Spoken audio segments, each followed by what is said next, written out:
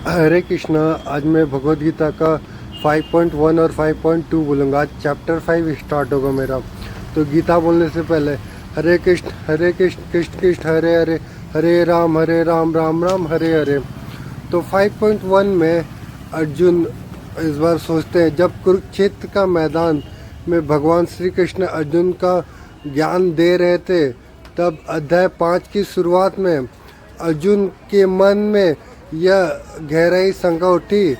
अर्जुन ने कहा, हे कृष्ण, अपने अपने कभी मुझे संख्या योग ज्ञान मुक्ति संन्यास का ऋषिवत बताया था, कभी कर्म योग का कर्म करते हुए योगी। अब कृपा करके स्पष्ट करे रूप से बताइए कि इन दोनों में से कौन सा मार्ग मेरे लिए अधिक शुभ है। तो कथा के भाव में इसको आप लोग जो समझ सकते हैं समझा रहे। अर्जुन एक साधारण साधक की तरह दंड में पड़े हुए थे, मतलब सोच में पड़े हुए थे। एक और उससे लगता था कि सब कर्म त्याग कर संन्यास लेना ही उत्तम योगी है। दूसरी ओर कृष्ण के कर्म योग की ही महिमा बताई थी कि कर्म करते हुए भी मुक्ति प्राप्त हो सकता है। तो मतलब एक था कि आप कर्म त्याग करके संन्यास लेने से भी उत्तम योग है, और दूसरे ओर की दूसरे तरफ ये था कि कर्म योग करके भी मुक्ति मिल सकता है। तो ये स्थिति वैसी ही थी जैसे कोई विद्यार्थी यह सोचकर उलझ जाता है कि सिर्फ पढ़ाई करना ठीक है या पढ़ाई के साथ साथ अपने कर्तव्य निभाना भी उतना ही ज़रूरी है। तो इस कहानी से ये शिक्षा मिलती है कि मान लीजिए एक गांव में दो साधु रहते थे। पहला साधु जंगल में जाकर संन्यास होकर चुका था, वो तपस्या करता था और संसार से अलग रहता था। और दूसरा साधु गांव में रहकर खेती करता, परिवार की देखभाल करता, लेकिन हर कार्य भगवान को अर्पण भाव से करता था। ठीक है। लोगों को लगता था कि जंगल वाला साधु सबसे श्रेष्ठ है, लेकिन जब गांव में कोई संकट आया तब तो वह साधु जो कर्मयोग में था सबकी मदद करता और साथ ही ईश्वर को संपन्न भी करता था। यह देखकर लोगों ने समझ में आया कि कर्म करते ही वे भी भगवान की भक्ति और मुक्ति संभव है। तो आप लोग ये स्टोरी से देखे होंगे कि एक साधु जो था वो बाहर था, तपस्या कर रहा था, और एक तो साधु था जो खेती बाड़ी कर रहा था और वो घर के देखभाल भी कर रहा था। तो इस दोनों के भीतर जब संकट आया तो पहला साधु तो भगवान को याद करने लगा, और दूसरा साधु जो तन मन से अपना कर्म योग से जो कुछ किया होगा उससे वो मुक्ति का संभव जल्दी पा सकता था। इससे अर्जुन को वेश शंका में प्रतीक और कृष्ण आगे श्लोक में समझाते हैं कि सच्चा योग त्याग या कर्म में नहीं बल्कि कर्मफल के त्याग में है। ठीक है।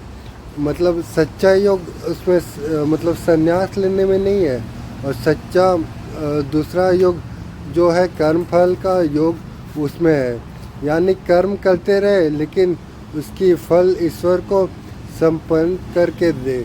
मतलब ये जो 5.1 है स्टोरी है, आप लोग मतलब पहले वाले भी से सीखे होंगे वैसे ही है।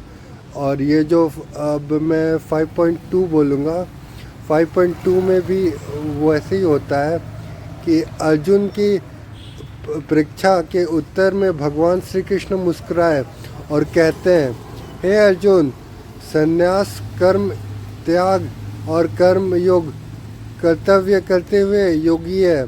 दोनों ही मोक्ष देने वाले हैं, लेकिन इन दोनों में से कर्म योग श्रेष्ठ माना गया है।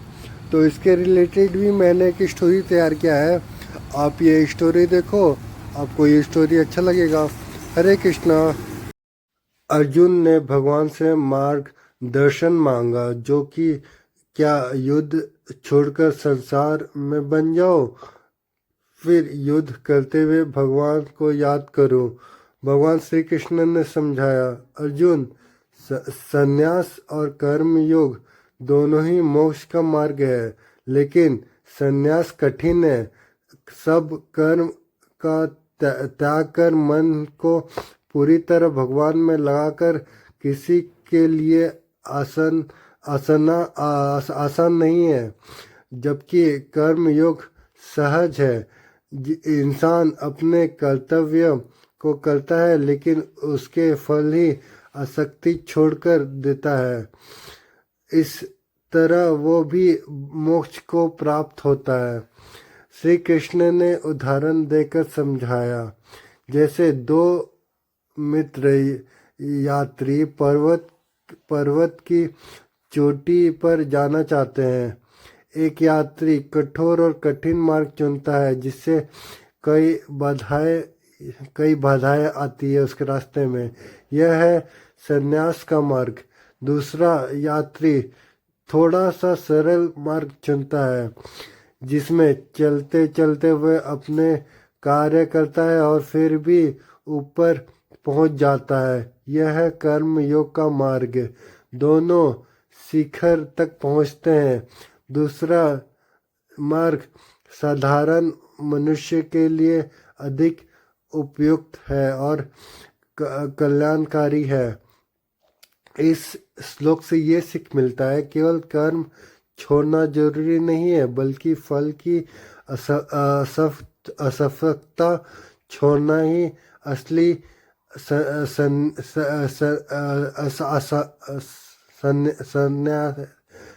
संन्यास है। जो व्यक्ति कर्तव्य निभाते हुए भी भगवान को याद करता है, वह जीवन का सच्चा योगी है। हरे कृष्णा, हरे कृष्णा, हरे कृष्णा, हरे कृष्णा।